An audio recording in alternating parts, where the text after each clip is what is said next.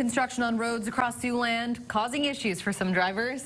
Especially when it comes to how long it takes to get some of these projects finished. Tonight we're focusing on one problem spot in particular in our top story at 10. Tim and Sophie, whether it's your daily commute or you just use that stretch of road every once in a while, the 129 bridge over the Missouri River leading into South Sioux has been under construction for quite some time. Some Siouxlanders are wondering why the project is taking so long. I mean, it kind of almost feels like the interstate construction project all over again, where it's going to go on for, you know, who knows how long. A Sioux City engineer with the Iowa DOT, who is currently overseeing the project, says since the start of construction back in April, him and his team have run into some issues.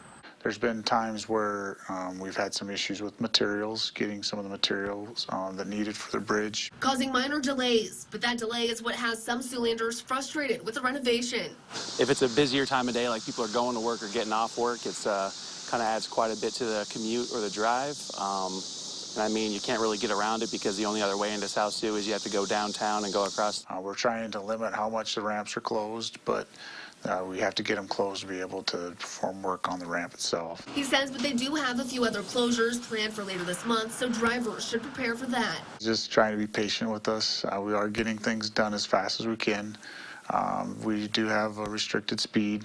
We dropped the speed limit down to 55 through that area.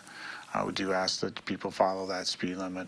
It helps just for the safety of everybody. The goal for the roughly $5.7 million project is to do basic maintenance on the bridge that will better the infrastructure here in Sioux City long term.